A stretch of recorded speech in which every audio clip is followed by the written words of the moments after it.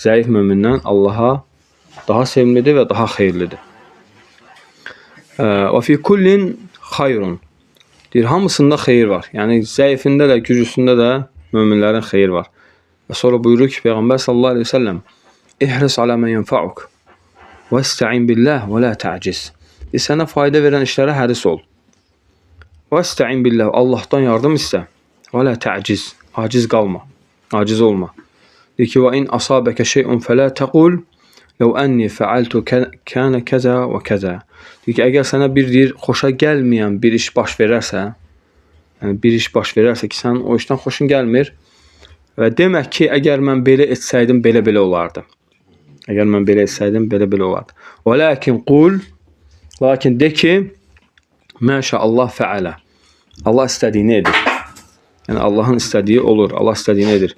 Deyir ki, fəinnə ləv təftəhu amələ şeytan. Çünki deyir, əgər şeytana qapı açar. Çünki əgər şeytana qapı açar. Burada alimlər, yəni bu hədisi Şeyx Abdurrazaq izah edir. Bunun mənası odur ki, bu hədisin deyir, möminlər imanda müxtəlifdirlər. İmanda möminlər müxtəlifdirlər.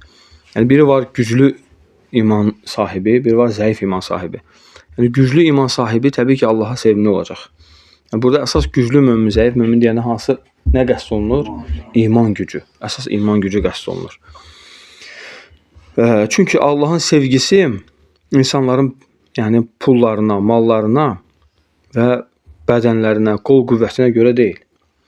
Allahın onları sevməsi onların iman gücünə görədir.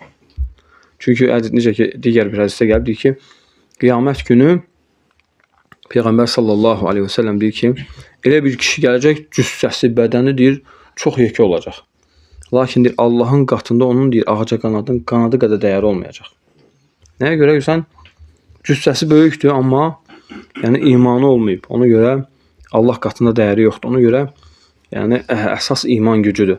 Və o iman gücündən sonra əgər insanın həqiqətən qolu da güclü olarsa və o gücü ilə həqiqətən möminlərə fayda verərsə, dininə fayda verərsə və o xeyrin üzərinə xeyirdir. O xeyrin üzərinə xeyirdir. Lakin hər bir iki mömində də nə var? Deyir Peyğəmbər sallallahu aleyhi ve sellem, xeyir var. Yəni, nicat var. Çünki möminin halı nədir?